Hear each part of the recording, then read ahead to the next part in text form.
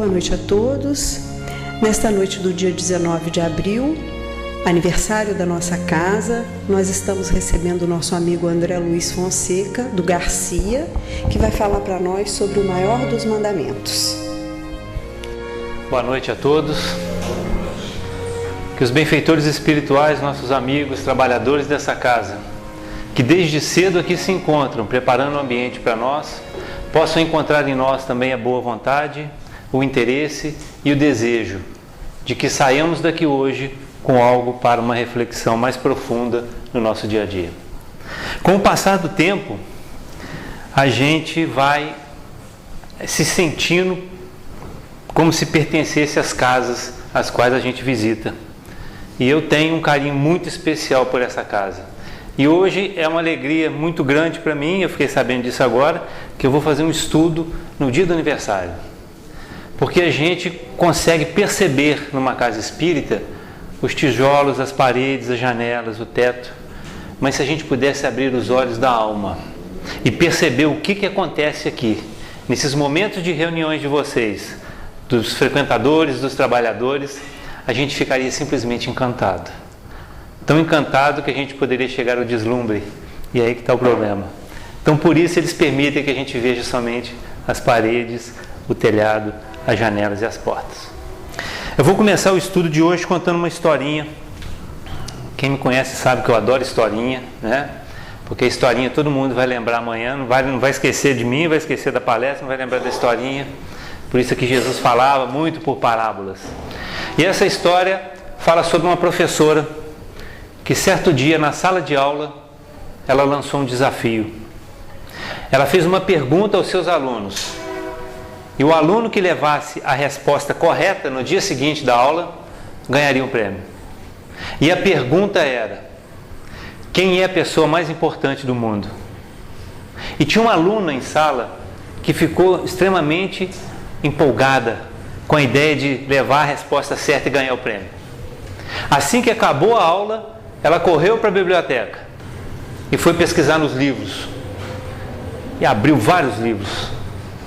E nos vários livros que ela abriu, em nenhum deles dizia o nome da pessoa mais importante do mundo. Então ela deixou os livros e foi ler, foi buscar, pesquisar na internet. Entrou lá no Google e começou a pesquisar o nome da pessoa mais importante do mundo. E infelizmente ela achou vários nomes de várias pessoas importantes, mas não achou o nome da pessoa mais importante. Então ela foi para casa, triste, chateada, se sentindo derrotada, porque não havia condições dela ganhar o tal prêmio. Chegando em casa, sua mãe viu que ela estava abatida e perguntou para ela: minha filha, o que houve? Por que você está desse jeito? Não, é que a professora lançou um desafio na sala de aula e eu não consegui a resposta. Ela queria uma resposta para até amanhã e eu não consegui achar essa resposta. Mas que resposta que é essa? O que ela queria saber? Ela queria saber o nome da pessoa mais importante do mundo. E eu não descobri. A mãe sorriu, afagou a filha e disse: minha filha, mas a resposta é muito fácil. Porque a pessoa mais importante do mundo chama-se Jesus. E por que nós temos que levar em conta que Jesus é a pessoa mais importante do mundo? Por que eu tenho que achar que Ele é a pessoa mais importante do mundo? Um egoísta naturalmente iria pensar: a pessoa mais importante do mundo sou eu. O egocêntrico iria pensar isso, né? Mas Jesus é e tem que ser considerado a pessoa mais importante do mundo. Será que porque quando Ele esteve aqui, Ele curou doentes, fez paralíticos andarem, restituiu a visão aos cegos? Será que foi por isso? Não. Porque essa não era a missão dele.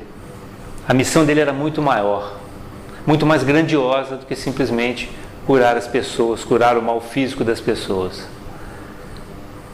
Não é por isso que Jesus deve ser considerado a pessoa mais importante do mundo. Eu vou fazer uma pergunta aqui, quem souber a resposta pode responder. Vocês têm ideia do quanto que Jesus é evoluído? Do grau de evolução de Jesus? Ninguém sabe. Se nós pegarmos o computador mais moderno do mundo, capaz de fazer os cálculos mais complexos, inserirmos nele um programa para que ele calcule o grau de evolução de Jesus, ele vai pegar fogo e não vai achar a resposta. Se nós pegarmos a pessoa mais inteligente do mundo, mais criativa, e pedirmos para ela, dá um chute e fala quão evoluído é Jesus, ela vai dar um chute e vai errar muito, porque a gente não tem condições de aquilatar isso. Mas Emmanuel, no livro A Caminho da Luz, ele nos dá uma dica do grau de evolução de Jesus. Ele diz o seguinte: quando o orbe foi criado, a genealogia de Jesus já se confundia com a poeira dos sóis lançada ao infinito. Agora a gente sabe como é que Jesus é evoluído. Deu para entender? Deixa eu traduzir para vocês.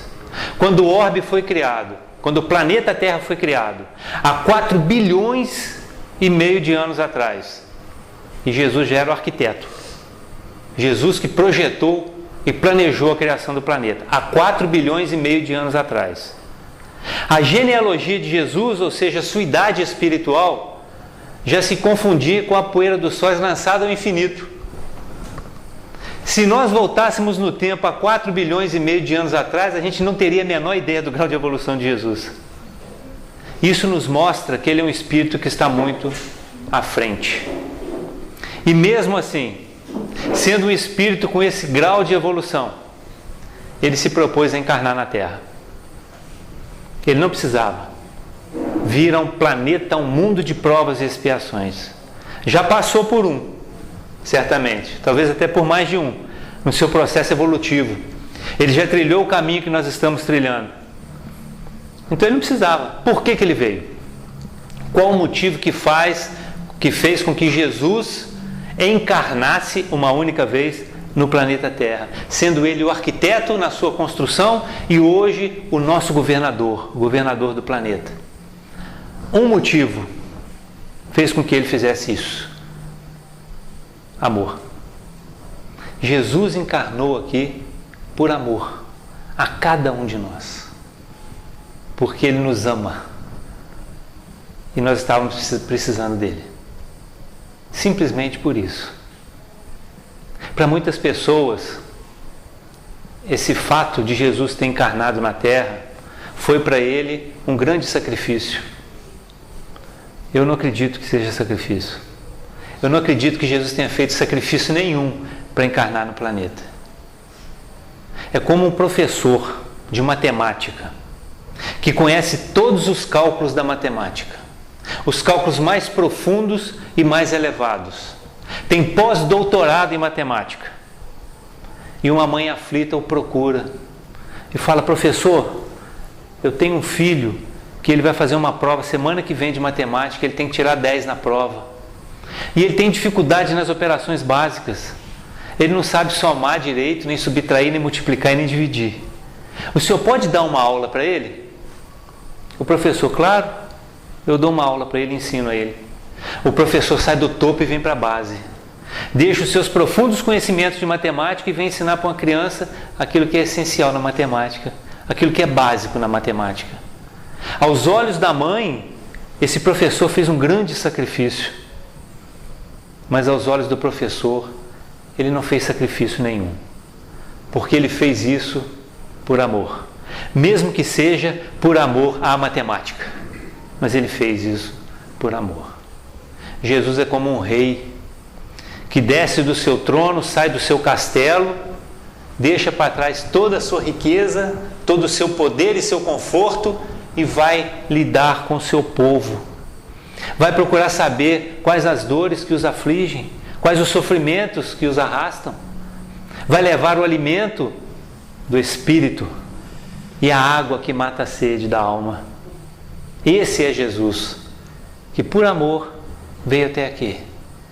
Por amor não foi compreendido e por amor soube perdoar a cada um daqueles que erraram com ele e sabe nos perdoar até hoje. Esse é Jesus. E tem um outro detalhe interessante. Todo mundo aqui conhece o Haroldo Dutra? Quem não conhece, é uma boa oportunidade para conhecer. Nós tivemos a oportunidade de estar com ele, né, Dona Tereza? Lá em Juiz de Fora, ele foi fazer um seminário, ele e a irmã Aila. madre, né? Madre superiora. E foi algo assim extraordinário. O Haroldo, eu estava assistindo um vídeo dele, onde uma pessoa faz uma indagação para ele. A pessoa pergunta o seguinte: Haroldo, Brasil, coração do mundo, pátria do Evangelho. É um livro escrito por Humberto de Campos, Psicografia do Chico. Tem esse título: Brasil, coração do mundo, pátria do Evangelho. E ele pergunta para o Haroldo: como pode o Brasil, um país cheio de miséria, cheio de sofrimento, cheio de violência, cheio de corrupção, ser o coração do mundo e a pátria do Evangelho? O Haroldo parece que ele sabia que ia ser perguntado nesse aspecto. Ele virou e falou assim: engraçado que eu reli essa obra e tive a mesma dúvida sua. Eu pensava que o Brasil, sendo o coração do mundo e pátria do Evangelho, que nós iríamos evangelizar o mundo. Mas não é isso não. Na verdade, o Brasil é o coração do mundo e pátria do Evangelho, porque é um hospital de Jesus, onde estão encarnados aqui almas doentes. Somos nós. Somos todos nós. As almas doentes que reencarnaram no planeta. É lógico que alguns de nós estão perto da cura. Outros estão identificando a doença agora. E esses que estão perto da cura já se tornam enfermeiros de Jesus, porque Ele é o médico. Ele é o médico que comanda e que controla esse hospital. E sendo Ele um médico, Ele faz como todo médico da Terra faz. Como é que a gente se relaciona com o nosso médico? Vamos supor que eu estou com algum problema de saúde. Então eu vou no meu médico aqui, lá no consultório. Ele pede um exame de sangue e eu estou sentindo um desconforto no estômago. O que todo médico faz depois? Dá uma prescrição. Seja uma receita ou uma orientação. O médico olha para mim e fala assim: André, você está com seu colesterol muito alto. E você está começando a ter um problema de estômago. Para de comer feijoada. Você não pode mais comer feijoada. Aí anota para mim, me dá a receita. Eu chego em casa, pego a receita do médico e leio lá: não comer mais feijoada. E a minha mulher fez feijoada. Aí eu pego um prato de feijoada na mão e a receita na outra mão. O que eu escolho? Eu vou abrir mão do meu prazer? De jeito nenhum. Eu dobro a receita e guardo. E entro na feijoada. Continuo comendo feijoada. Porque eu não quero fazer sacrifício. Parar de comer feijoada para mim é um sacrifício. Eu não posso nem ver feijoada na minha frente, tá, gente? Eu quase morro. Meu fígado revira. Muito bem. Daí a 6 meses eu volto no médico. O médico pede o exame e fala assim: André, seu colesterol duplicou. E além disso, você está com uma úlcera. Você tem que parar de comer feijoada. Senão você vai morrer. Eu chego em casa, abro a receita, está lá: não comer feijoada. Mas minha mulher fez feijoada de novo. O que eu faço? Eu como a feijoada. O que está me incomodando? É a dor no estômago? Simples. Eu vou comer a feijoada, mas vou tomar um analgésico para a dor. E aí entro no analgésico. Eu mascaro o meu problema, porque eu não tenho mais dor no estômago, mas continuo comendo a feijoada.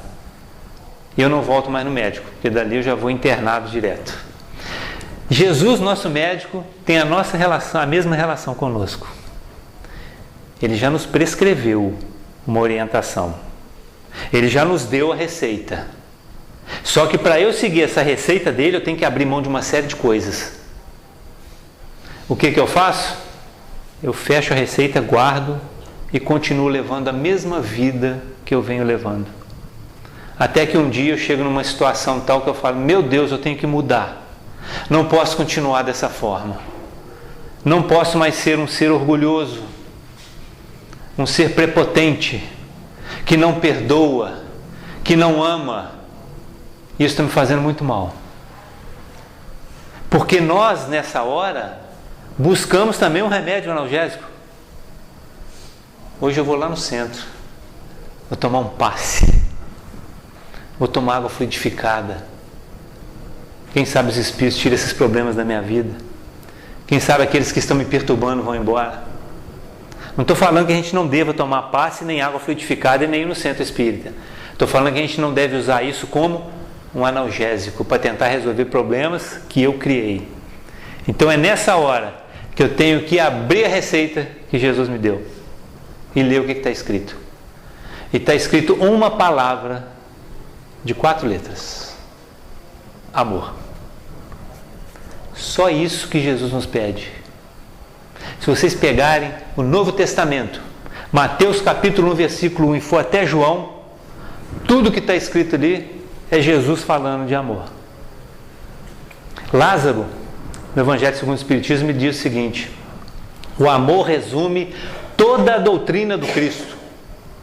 É como se eu pegasse tudo que Jesus falou, tudo que ele fez, espremesse, batesse no liquidificador e pusesse num coador, ia cair uma palavrinha de 4 letras: amor. Só isso que ele pede. E aí ele sempre deixa uns recados para nós, que ao longo do tempo não perde o seu valor e nem a sua força. Ele disse aos seus discípulos há 2000 anos atrás, e está dizendo para nós hoje: os meus discípulos serão conhecidos por muitos se amarem. Nós somos discípulos do Cristo hoje. Podemos nos dizer nessa condição, mas nós seremos só conhecidos por Ele quando nós aprendemos a nos amar. E a gente tem visto no mundo de hoje que o amor é uma raridade. As pessoas estão se vendo de uma forma como se não houvesse o outro, como se o outro fosse uma coisa. A falta de respeito do ser humano para com o ser humano. Cabe a nós, que temos toda essa noção, todo esse conhecimento, agirmos de forma diferente. E aí nós entramos na questão do maior dos mandamentos. E não sou eu quem falo que o amor é o maior dos mandamentos. É Jesus quem fala em 2 diálogos que ele tem. Um registrado em Mateus e o outro registrado em Lucas. São diálogos diferentes, mas que trazem lições interessantes. Em Mateus, o evangelista descreve a seguinte situação: Jesus caminhava quando um doutor da lei faz uma pergunta para ele: mestre, qual o maior mandamento das leis de Deus? Ou, dependendo da tradução da Bíblia, qual o maior mandamento das leis? Jesus responde de uma forma simples e direta: amarás ao Senhor teu Deus de todo o teu coração, de toda a tua alma e de todo o teu entendimento. Eis o primeiro mandamento e o principal. E o segundo, semelhante a este, é: amarás ao teu próximo como a ti mesmo. Aí está toda a lei e os profetas. Jesus, nessa fala, ele nos mostra 2 coisas. Amar a Deus é o primeiro mandamento. O segundo, amar ao próximo, que é semelhante a amar a Deus. Por que que é semelhante? Porque não se pode amar a Deus se não se ama o próximo. E não se pode amar ao próximo se não se ama a Deus. É um amor diferenciado. Jesus fala nesse amor diferenciado. Ele mesmo fala que você amar as pessoas de quem você gosta não é vantagem nenhuma. A vantagem está em você amar as pessoas que você odeia. Porque é muito fácil você descer morro abaixo, quero ver você subir o morro. E a segunda lição, quando ele diz: aí está toda a lei e os profetas, ele está querendo dizer para nós que amar não é escolha, amar é lei.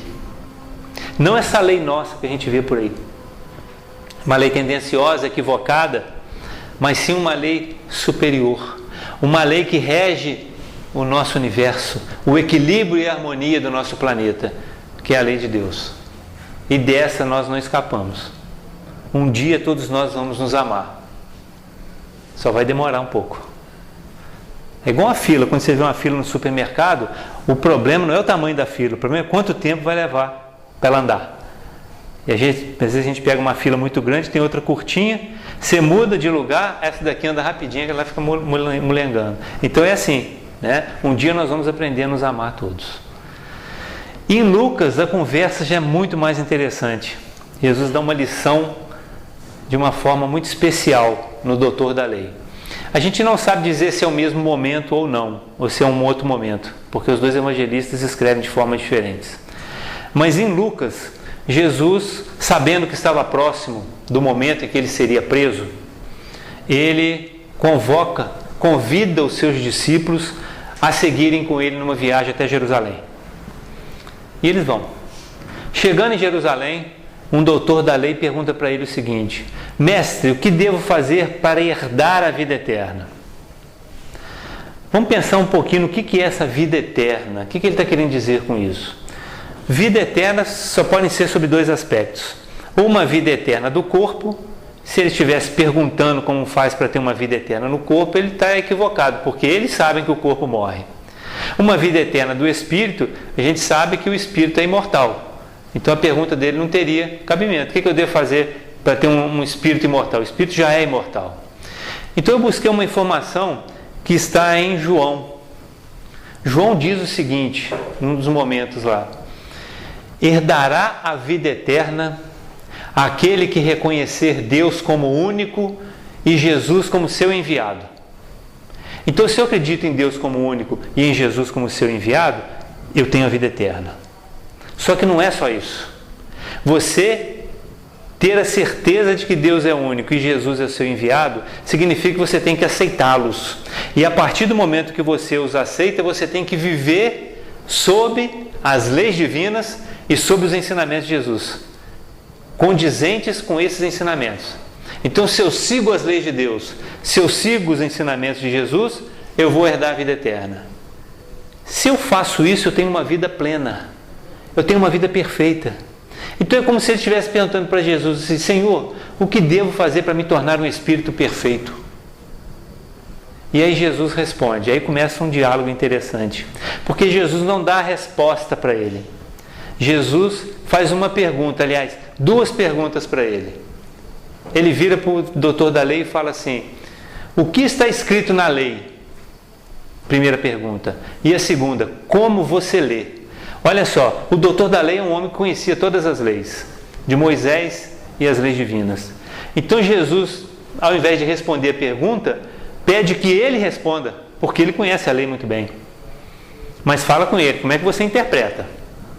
Porque você lê um texto é uma coisa, você interpretar é outra, né? Tem irmãos nossos aí que pega a Bíblia e fala assim: aqui está falando aqui que eu tenho que matar o homossexual, eu tenho que matar o adúltero, né? Está lá, a interpretação.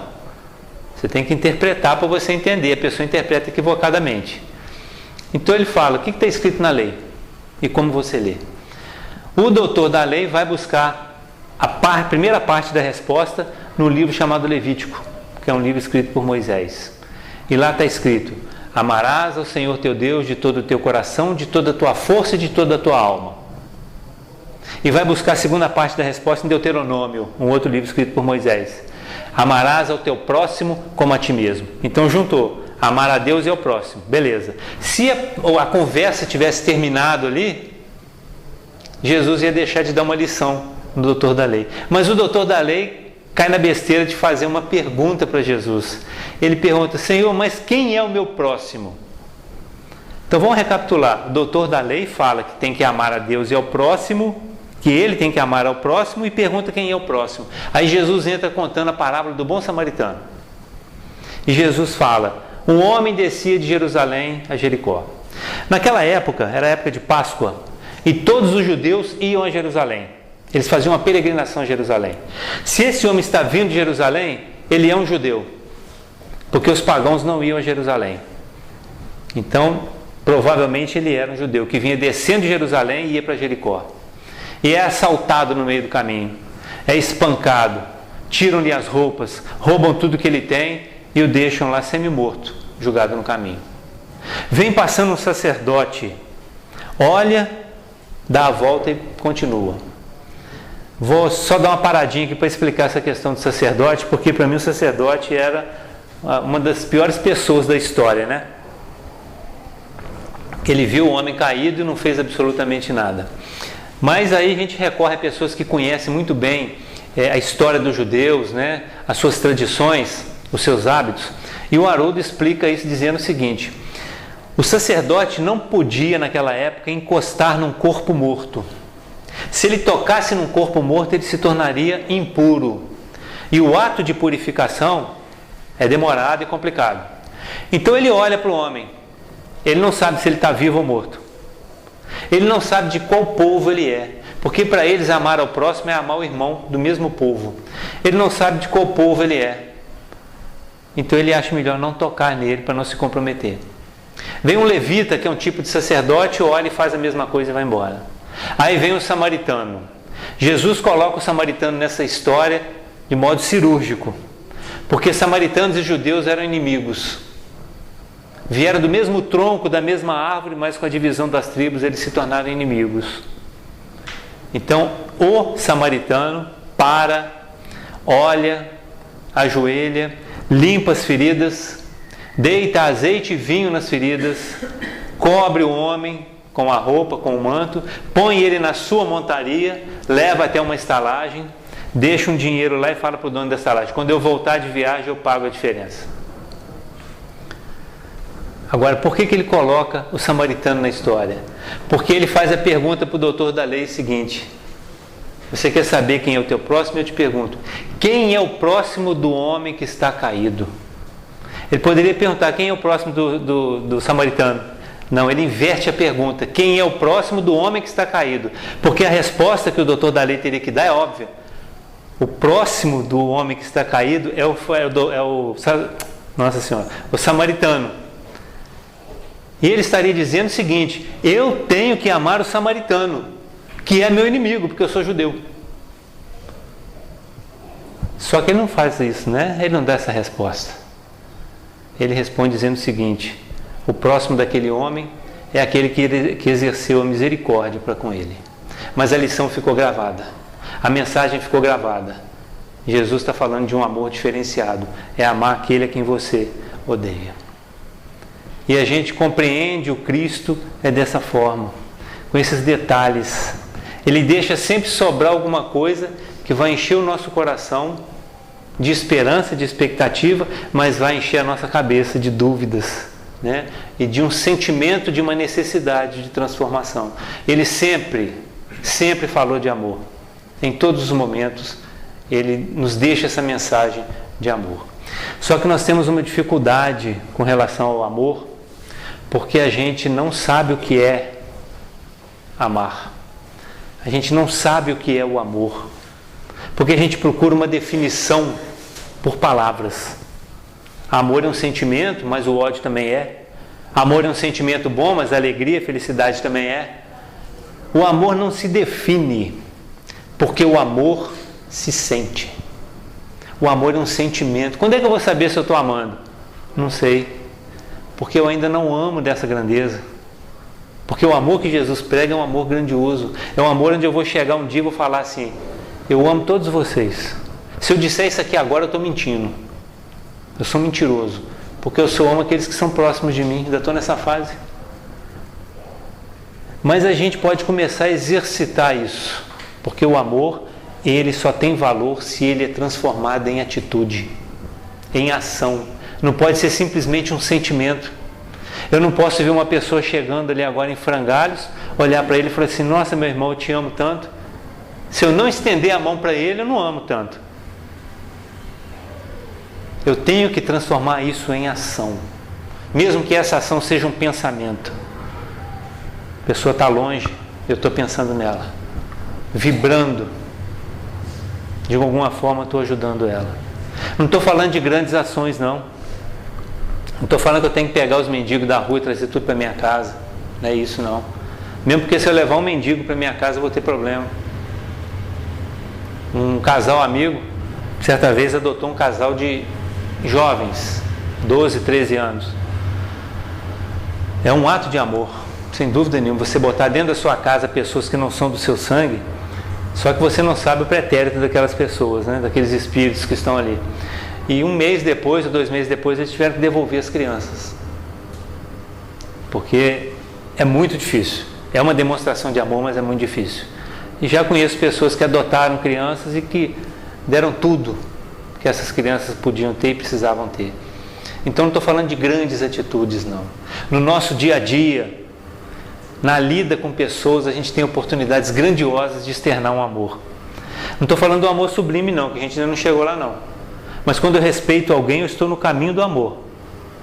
Eu vou aprender a respeitar uma pessoa nessa encarnação, para na outra o respeito já está construído. E aí eu começo uma construção nova.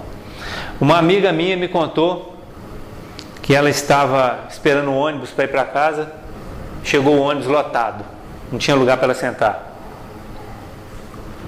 E ela então ficou em pé, óbvio, né? E ela ficou em pé diante de uma jovem que estava sentada. E ela falou assim: André, a jovem parecia ser assim, ou uma usuária de droga, ou uma pessoa que usava álcool, né, que era alcoólatra. Pelo aspecto dela, devia ter uns 19, 20 anos, mas um aspecto mostrava isso. Uma ferida na perna enorme, com um monte de pano amarrado. E a menina virou para ela e falou assim: a senhora quer sentar aqui? Ela falou assim: não, eu vou descer no próximo ponto, que está perto da minha casa. Falou isso e botou a mão na mão da menina. A menina olhou para ela e falou assim: moça, a senhora sabe que tem 5 anos que ninguém põe a mão na minha mão? A senhora vai lavar a mão quando chegar em casa? Ela falou: não, minha filha, claro que não. Ela começou a chorar. Naquele momento, numa atitude tão simples, ela pode ter feito a diferença na vida daquela garota. Aquela garota podia estar pensando até num suicídio, e teve essa ideia mudada, porque naquele momento ela abre uma perspectiva diferente. Um simples toque, mas tão verdadeiro e tão sentido, que até um passe ela aplicou ali naquela hora. Então eu estou falando é disso, desses pequenos detalhes. Aqui em Matias talvez não tenha esse problema, mas em Juiz de Fora as pessoas estão andando igual zumbis na rua. Passa assim para um lado, outro para o outro, ninguém olha para ninguém. E eu comecei a fazer uma experiência que é de cumprimentar as pessoas na rua.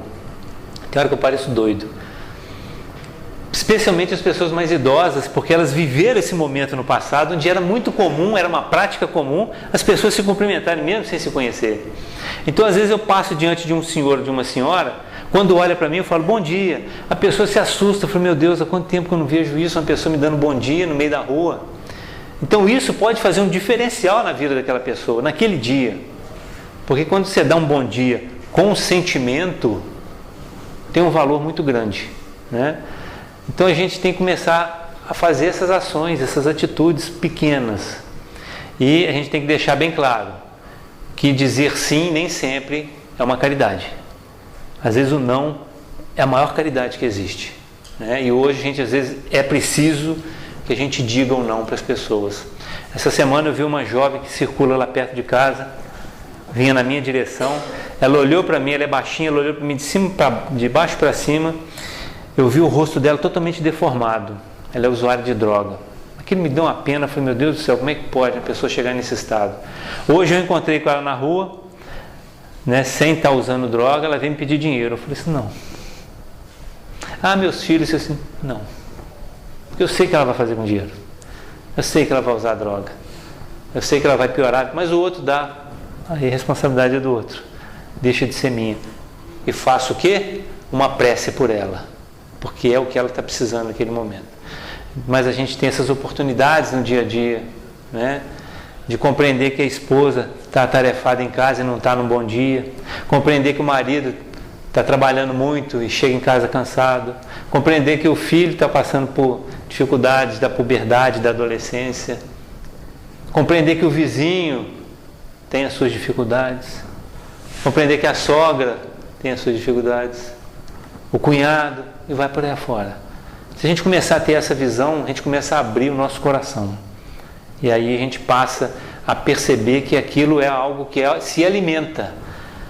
O amor, ele vai se alimentando. Quanto mais eu amo, mais vontade de amar eu tenho. Quanto mais eu respeito as pessoas, eu vejo que vale a pena, que é um valor incrível, mais eu quero respeitar as pessoas. Quem aqui faz prece para político? Eu já perguntei isso aqui um tempo atrás, mas tem muito tempo. Quem aqui faz prece para os políticos? Levanta a mão. Uma pessoa. Você está de parabéns, é o caminho certo. 2. Porque eles estão precisando de prece. E eles estão aqui no hospital com a gente, eles estão na UTI, nós estamos num quarto, na enfermaria. Eles estão na UTI. Então eles precisam mais de atenção do que a gente. Uma vez foi feita uma psicografia lá em Juiz de Fora, onde o Espírito fala o seguinte, que eles estavam tentando, isso já tem algum tempo, não é agora que estourou essa bomba aí não, eles já estão há algum tempo tentando auxiliar lá na cúpula em Brasília, mas eles não conseguem ter acesso porque uma manta negra envolve aquilo lá, e essa manta negra é produto dos nossos pensamentos, das nossas vibrações com relação a eles. Um ótimo laboratório para a gente começar. Então, quando a gente olhar a cara deles lá na televisão, ao invés de praguejar, de xingar e desejar tudo de mal, vamos fechar os olhos e fazermos uma prece. A gente vai se sentir bem. Eu já prefiro nem olhar para a televisão. Eu sei que eu não vou conseguir por enquanto. Nem tudo que eu falo aqui eu faço ainda, tá, gente? Mas eu estou me esforçando. Eu estou me cobrando disso, né? Bom, em um determinado momento Jesus diz uma frase, e ele vem repetir essa frase depois para nós espíritas. Ele deixa um legado aos seus discípulos e diz: amai-vos como eu vos amei. Ele fala, amai-vos como eu vos amei, porque ele está se colocando na condição de um homem ali, de um ser humano, né? Um amor que não exige nada em troca, um amor que não cobra nada de ninguém, que não tem nenhuma segunda intenção. E hoje, nos nossos tempos, ele vem nos lembrar disso, especificamente para os espíritas. A gente sabe que a doutrina espírita, ela tem uma importância muito grande pelos conhecimentos que ela traz, né? Traz muitos conhecimentos para nós. A gente, quando consegue abarcar grande parte desses conhecimentos, a gente tem uma mudança na nossa vida. A gente sabe de onde viemos, para onde vamos, quem somos, a morte não existe, né? Reencarnação, etc. E às vezes a gente se perde no estudo e esquece do resto. Aí ele vem falar para nós. Ele fala assim: espíritas, amai-vos. Eis o primeiro ensinamento. Instruí-vos, eis o segundo. Ele coloca a instrução em segundo plano, porque não adianta nada eu conhecer todas as obras de Kardec, de Emmanuel, de André Luiz, de Ivone Pereira, de Joana de Ângeles, se eu não amar. Eu serei apenas um teórico. Eu sei na teoria, mas não sei na prática. Eu tenho feito uma campanha nas casas espíritas que eu tenho ido, que eu acho que é extremamente importante. Para eu colocar os ensinamentos espíritas em prática, eu tenho que estudá-los. Não tem? Para eu colocar os ensinamentos de Jesus em prática, eu tenho que estudá-lo. Não tem? E nós temos um equívoco, nós cometemos um equívoco no movimento espírita, que é o de não ler a Bíblia. A gente acha que ler Bíblia é coisa de evangélico. Se eu não conhecer o Cristo, como é que eu vou praticar Ele? Então eu tenho feito essa proposta nas casas, da gente começar a ler. Pega o Novo Testamento, não pega o Antigo Testamento, não, que ele é complicadíssimo. Começa lá em Mateus, de preferência em grupos, porque sozinho não consegue, é muito complexo. Nós temos um grupo de estudo lá na casa, que já dura 8 anos, vai para 9 anos, a gente leu Mateus, Lucas e Marcos, estamos no começo de João, quase 9 anos. E para chegarmos ao Apocalipse vai dar mais ou menos mais uns 30 anos de estudo. E se a gente voltar lá em Mateus, nós vamos ter um monte de dúvida, mas é riquíssimo. É rico em conteúdo, em ensinamento e em lições que o mestre deixa para a gente. Voltando lá no amor, muitas pessoas colocam alguns empecilhos para essa relação de amor um com o outro. André, como é que eu vou amar uma pessoa que não retribui esse amor? Eu estou querendo deixar de odiar o fulano, mas ele continua me odiando. Como é que eu faço? Pedro, numa conversa com Jesus, no livro Jesus no Lar, ele diz algo semelhante. Ele fala assim: mestre, eu tenho visto que o Senhor tem feito tudo com grande amor por essas pessoas, mas não há um retorno. Por que será? Jesus vai para assim: Pedro, o verdadeiro amor não espera nada em troca. E a base do verdadeiro amor chama-se renúncia. Você se renunciar a si pelo outro. É você fazer pelo outro mesmo que ele não te peça. Tem uma historinha interessante de 2 irmãos que se odiavam. Eles não podiam nem olhar um para a cara do outro. Moravam um de frente para o outro. E entre as 2 casas, no meio das 2 casas assim, passava um riacho. Quando um abria a janela de lá e via a cara do outro aqui, fechava a janela. Irmãos. Um dia passou um carpinteiro por lá e perguntou para um deles: o senhor quer que faça alguma coisa? Eu sou carpinteiro. Falei: eu quero. Eu quero que você erga uma cerca de madeira no meio desse riacho, porque eu não quero, ao abrir a porta ou a janela da minha casa, me deparar com meu irmão. Eu vou viajar, quando eu voltar eu acerto com vocês. Com você. Ele foi. Quando ele voltou, ele percebeu que o carpinteiro tinha feito uma outra obra. Em vez de fazer a cerca, ele fez uma ponte unindo as 2 casas. O irmão de lá, quando abriu a janela e viu a ponte, falou assim: meu irmão construiu uma ponte, é sinal de que ele quer que eu vá até a casa dele para a gente se reconciliar. atravessou a ponte, foi lá e os dois se reconciliaram. Essa ponte que tem que ser construída. E quem tem que construir essa ponte sou eu. Eu não devo esperar que o outro a construa. Porque se eu for ficar esperando, ele vai estar pensando a mesma coisa. Vou esperar que o André construa. Então tem que partir de nós essa construção. Então eu não posso dizer que eu não posso amar o outro porque ele não retribui, porque eu não posso esperar a retribuição. Eu tenho que fazer a minha parte, o meu papel. A gente vive num mundo hoje em que as pessoas, por qualquer coisa, tomam raiva uma da outra. No trabalho isso é muito interessante. Eu vejo as coisas acontecendo no trabalho, eu falo, gente, vocês perdem tempo demais com isso. Você fica com raiva do outro ator, mas você viu como é que ele falou comigo? Eu falei assim, não, ele falou. Tem gente até que pelo olhar, né? Olham para o outro e falam assim, olha lá, como é que ele está me olhando, olha. Ele está zombando de mim, olha lá. Ele está olhando para mim com um olhar de superioridade, né? A gente faz uma leitura e uma interpretação totalmente equivocada. Totalmente equivocada. Uma família tinha um filho que estudava fora, numa universidade, em outra cidade, e um dia ele mandou um telegrama para o pai. O pai pegou o telegrama, abriu, leu, e a mãe estava perto. Ele falou assim, aí, ele só me manda telegrama para isso. Aí a mãe falou, o que está escrito? Ele está escrito, pai, manda dinheiro. A mãe pegou, me dá aqui o telegrama, deixa eu ler. A mãe pegou, leu, e falou assim, não está escrito isso não. Ele falou, está escrito o que então? Está escrito, pai, manda dinheiro. Essa é a interpretação que nós temos que fazer. Porque senão nós vamos criar essas barreiras. A gente tem fases que a gente precisa cumprir na nossa escalada, na nossa jornada. Lázaro fala que nós, no começo da nossa criação, nós somos apenas instinto. Só instinto. A gente age por instinto. Depois, mais evoluído um pouco e corrompidos, nós somos sedução. É onde estamos hoje. E no futuro seremos sentimento. Apenas sentimento.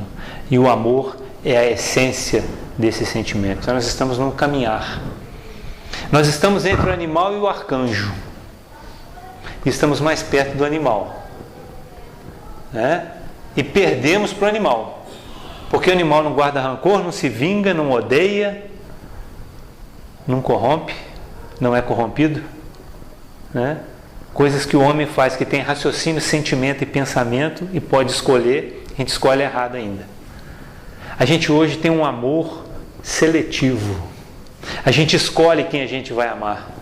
Eu vou amar meus filhos, minha esposa, minha sogra, meu sogro não, porque ele foi contra meu namoro com a minha esposa. E a gente faz essa seleção. Eu vou amar, ou vou me esforçar por amar aqueles que são semelhantes a mim. O fulano torce para outro time. Ih, não quero nem saber dele. Ou é de um outro partido político, não quero nem saber dele.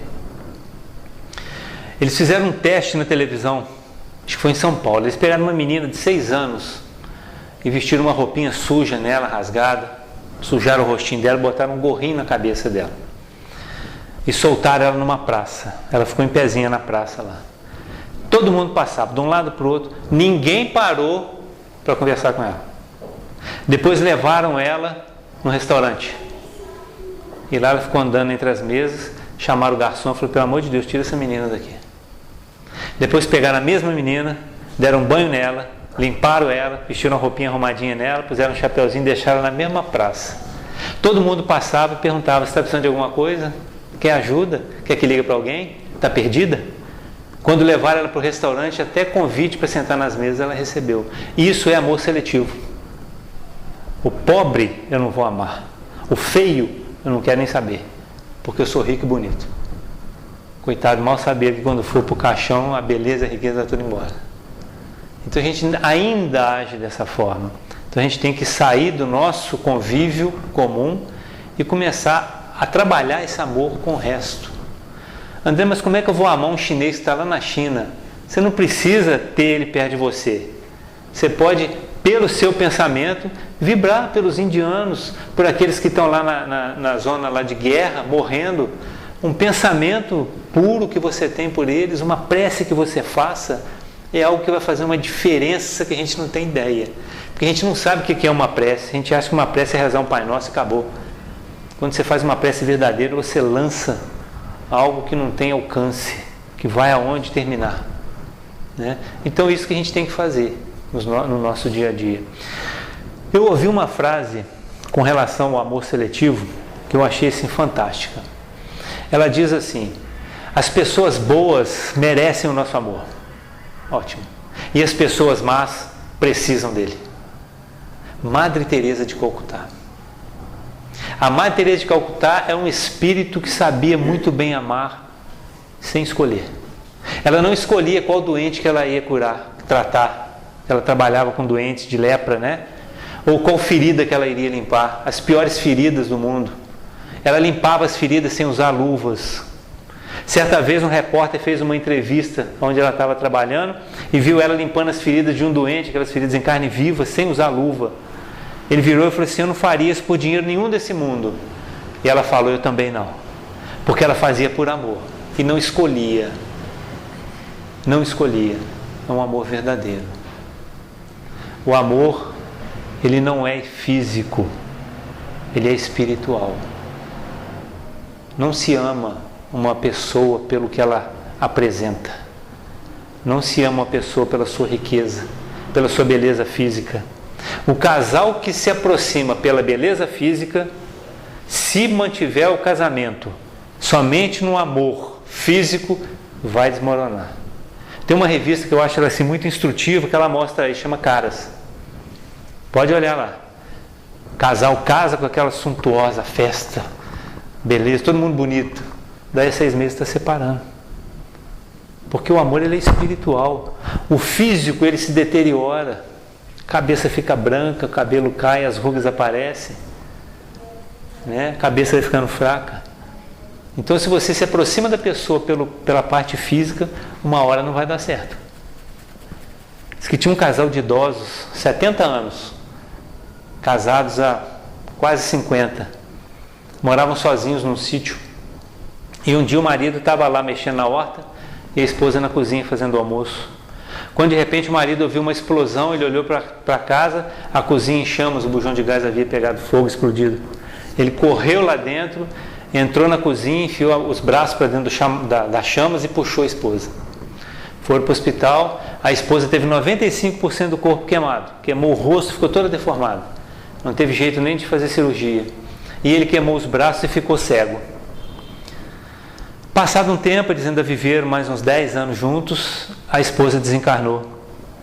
E aí no dia do velório, o marido estava lá, ele chegou na beira do caixão, olhou para ela e falou assim: ela ainda continua linda.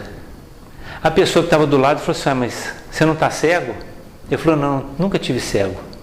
Eu fingi que eu estava cego porque eu não queria que ela se incomodasse em saber que eu estaria olhando para o rosto dela e para o corpo dela todo queimado. Porque o amor é espiritual, não é físico. As pessoas que se aproximam pelo físico estão fadadas a ter problema, né? E por isso, por ele ser espiritual, ele é infinito. Nelson Rodrigues fala isso, ele tem uma frase, um escritor. Ele diz que todo amor é infinito, se não for infinito é porque não era amor. O casal chega e fala assim: nós vamos separar porque o amor acabou. Não, nunca foi amor, porque o amor é infinito, tanto no espaço quanto no tempo. Quem ama verdadeiramente aqui vai amar no mundo espiritual, no mundo de regeneração, no outro mundo de provas e expiações, onde tiver. Porque ele é infinito. E há uma necessidade, nos dias de hoje, de atendermos a um chamado de um cantor que já desencarnou, chamado Renato Russo, onde numa de suas músicas ele diz: é preciso amar como se não houvesse amanhã. Tem que ser a partir de hoje. Essa questão do amor é tão complexa que nós duvidamos do amor de Deus por nós. Deus tem um amor imenso por cada um de nós, tanto na horizontal quanto na vertical. Horizontal porque abraça todos nós do mesmo nível. Ele ama Hitler com o mesmo amor que ele ama Jesus, porque se ele amar um diferente do outro, ele não é Deus. Então o amor dele é igual sobre todos nós. E a gente questiona esse amor. Quer ver? Quando faltar o dinheiro em casa, faltar a comida em casa, faltar a saúde ao corpo, alguém da família desencarnar, eu pelo menos vou pensar: meu Deus, por que isso está acontecendo comigo? Eu já duvidei do amor dele. Porque se eu tiver certeza que Deus me ama, eu sei que Ele está no comando de tudo, e Ele só vai permitir que aconteça aquilo que me é necessário e importante na minha vida. Então eu não posso questionar por que isso está acontecendo, eu tenho que saber. Deus nos dá uma prova do seu amor E é a maior prova do amor dele por nós quando ele nos permite reencarnar. A reencarnação é a maior prova de amor que Deus tem para nós. Tira a reencarnação, nós temos o que? Céu e inferno. Quem de nós aqui vai para o céu? Ninguém. Porque para ir para o céu tem que ser perfeito. Conhece alguém perfeito? Ninguém. Então a reencarnação é abençoada porque nos proporciona outras oportunidades. Há pensamentos equivocados que a gente reencarna para sofrer. Eu já vi um espírita falando isso. Eu tenho que sofrer bastante nessa encarnação, porque eu vim para sofrer. Besteira. Deus não coloca a gente aqui para sofrer. É certo que nós viemos acompanhados pela dor, mas a dor é abençoada. A dor moral é abençoada. A dor física é abençoada. Se eu tenho um problema no dente e não sinto dor, eu não vou no dentista. Se esse meu dente tem um problema de canal, eu não sinto dor, não vou ao dentista. Se infecciona, eu não sinto dor, não vou ao dentista. Se a infecção sobe para a cabeça, eu não sinto dor, não vou ao dentista. E essa infecção toma meu corpo e eu desencarno por causa da infecção. Faltou o que aí? A dor. Ela é um alerta. Então quando dói, eu tenho que parar e pensar, deixa eu ver se eu estou indo no caminho certo. Você não tem que dar meia volta. O sofrimento vem se a gente quiser. Se eu souber controlar e conviver com aquela dor e aprender que ela é algo positiva para mim, eu não sofro. Conheço pessoas que passaram por dores terríveis sem nenhum sofrimento. E conheço pessoas que com a dorzinha pequenininha. O homem e a mulher é um bom exemplo disso, trazendo para a prática. A mulher acorda de manhã com cólica menstrual, faz o café, arruma a merenda do filho, arruma a malinha do filho, dá o café para o filho, põe o filho no carro, leva para a escola e vai para o trabalho. Uma cólica menstrual terrível, que eu não sei como é que é mais, que eu não me lembro, que eu me encarnei como mulher tem muito tempo. O homem dá uma pancadinha com o dedinho mindinho na porta e fala, hoje eu não vou trabalhar não, porque estou aguentando andar. Então a gente aumenta o nosso sofrimento em função da dor. E a gente não vem para sofrer, você sabe por quê? Porque existe uma outra forma de resgate das nossas faltas. Suponhamos que numa encarnação passada eu fui uma prostituta. E eu várias vezes, por não querer comprometimentos, abortei. Abortei 10 vezes, fiz 10 abortos intencionais. Tirei de 10 espíritos a oportunidade de reencarnarem. Isso quer dizer que nessa encarnação eu vou ter que ser abortado 10 vezes? Não. Eu posso recolher, abrigar e aceitar esses 10 espíritos como meus filhos adotivos nessa encarnação. Não precisei sofrer nada. Por isso é que Pedro fala que o amor cobre a multidão dos pecados. Eu posso, através do amor, resgatar faltas do passado. Sem sofrimento. A dor vai ter porque eu tenho outros compromissos, tenho outros comprometimentos. A reencarnação é isso e é abençoada. É um presente que Deus nos deu que prova o amor dele. Eu vou dar um exemplo para vocês. Tem uma história contada por Humberto de Campos que dá uma definição legal do que é a reencarnação. Ele conta que um fazendeiro, certa vez, estava andando pelas suas terras e ele parou diante de uma cerca que dividia com a terra do vizinho, com a fazenda do vizinho. Ele olhou e falou assim, essa cerca está no lugar errado. Eu estou achando que o vizinho está me pegando uns pedaços de terra aqui. Amanhã de manhã eu vou empurrar essa cerca para lá. Foi para casa, dormiu, os espíritos vieram no sonho dele e falaram assim, não mexe nessa cerca que você vai ter problema. Ele acordou de manhã, teve aquela sensação, falou, isso aí é só um sonho maluco. Foi lá e empurrou a cerca. Ao empurrar a cerca, o vizinho ficou sabendo, aí a família começa a discutir, dá briga, tiro, ele leva um tiro e desencarna. Chega no mundo espiritual, os espíritos falam com ele, te falando para você não mexer na cerca, que ia dar problema, olha aí. Agora você vai reencarnar na família de lá, e vai chegar a cerca para o lugar. Vai pôr ela no lugar certo, onde ela estava. E assim foi, ele reencarnou na família de lá. Aí um dia ele passeando com o pai dele, pequeno, ele olhou para o pai dele e falou, seu pai, essa cerca está fora do lugar, vamos botar no lugar? O pai falou assim, não mexe nela não, porque o seu bisavô morreu por causa dela, que é ele mesmo. Aí ele cresceu, assumiu a fazenda, um dia foi lá e botou a cerca no lugar. Aí a família de lá ficou sabendo. Briga, discussão, tiro, ele leva um tiro e desencarna. Chega no mundo espiritual, os espíritos falam assim, agora sim, agora você botou a cerca no lugar certo. Agora você vai reencarnar na família de lá, no ponto que você parou, para você continuar a sua caminhada, mas não mexe na cerca. Esse homem precisou de 3 encarnações para botar uma cerca no lugar. quantas encarnações nós temos e quanto que nós já botamos a cerca no lugar. Estamos aqui para isso. E isso tudo amparado pelo amor do Pai. Isso tudo amparado pela misericórdia dele. Então a gente precisa ter uma mudança de postura, uma mudança de comportamento. Os nossos pensamentos, a gente não tem controle sobre eles às vezes, mas a gente pode se esforçar, né? Jesus fala para a gente vigiar os pensamentos e orar quando está difícil de vigiá-los. A gente tem na nossa gramática, na gramática portuguesa, um conceito de que amar é um verbo transitivo. Quem ama, ama alguém. Não se ama coisas e não se ama animais. Não se ama animais? Não. Porque se o amor é espiritual, o animal não é um espírito, ele é um princípio espiritual. Eu tenho 9 bichos em casa, adoro eles, tenho um carinho enorme por eles, mas eu não os amo, porque o amor é coisa de ser humano para ser humano, né? Estou falando de um amor mais sublime. Então, a nossa gramática fala que o verbo amar é um verbo transitivo. Haverá dia no futuro em que eles vão ter que mudar essa regra. E ao invés de dizermos quem ama, ama alguém, nós vamos dizer quem ama, ama. Ponto final. E que Jesus nos abençoe e nos ampare nessa nossa caminhada. Ele que está sempre conosco, ao nosso lado, na figura dos benfeitores espirituais. Mas a gente tem uma porta que só se abre do lado de dentro. Então ele só faz parte da nossa vida quando a gente abre essa porta. Obrigado pelo carinho, pela paciência, obrigado pelo convite. Mais uma vez, parabéns, né, pelo dia de hoje, pela comemoração de hoje.